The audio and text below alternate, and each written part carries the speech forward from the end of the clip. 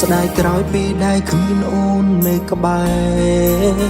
ពេលដែលមានស្នេហ៍មិនចេះថ្នមថែរូបអូនដល់ពេលគ្មានស្ងួនទើបបងដឹងខ្លួនរស់គ្មានបេះដូងរស់ខ្វះអ្វីម្យ៉ាងក្នុងជីវិតពេលបងឃើញទេត្រាក់ថ្នមមាសមេទើបយល់ចង់ក្បែរនេះមុលលួងលោមអារម្មណ៍ខ្លោចផ្សាតែបងដឹងថាពេលនេះជីវ៉ាគឺជាសង្សាររបស់គេមិនអាចក្បែរពេលអូននៅក្បែរគេតាអារម្មណ៍មាសមេយ៉ាងណាគេស្រឡាញ់ប៉ុណ្ណាស្រឡាញ់ខ្លាំងជាងបងមែនទេបងដឹងថាគេល្អចេះកំដរចិត្តអូនមិនដូចបងមិនយល់អារម្មណ៍ស្ងួនបើសិនមានឱកាសបងច្បាស់មិនអោយដូចគ្រាមុនស្របតាមចិត្តតូចតូចយល់អារម្មណ៍ខ្វាយខ្វល់ពីអូន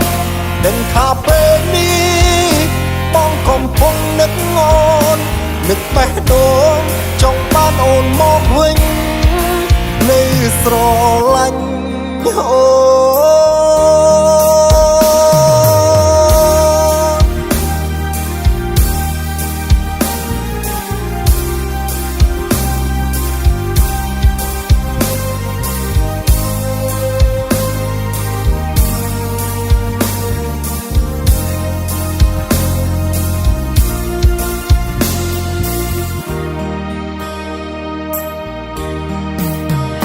បងឃើញគេត្រាក់ថ្នមមាសមេទើបយល់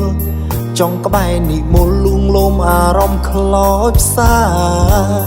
តែបងដឹងថាពេលនេះជីវ៉ាគឺជាសង្សាររបស់គេមិនអាចក្បែរ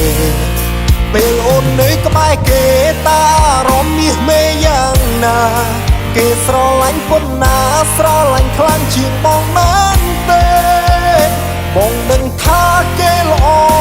ចេះកំដរចិត្តអូនមិនដូចបងមិនយល់អារម្មណ៍ស្ងួនបើសិនមានឱកាសបងច្បាស់មិនអោយដូចគ្រាមុនស្របតាមចិត្តតូចតូចយល់អារម្មណ៍ខ្វាយខ្វល់ពីអូនដឹងថាពេលនេះបងកំពុងនឹកអូននឹកបេះដូងចង់បានអូនមកវិញនៅស្រឡាញ់អូពេលអូននៅក្បែរគេតាអារម្មណ៍មាសមេយ៉ាងណាគេស្រឡាញ់ប៉ុណ្ណាស្រឡាញ់ខ្លាំងជាងបងមែនទេ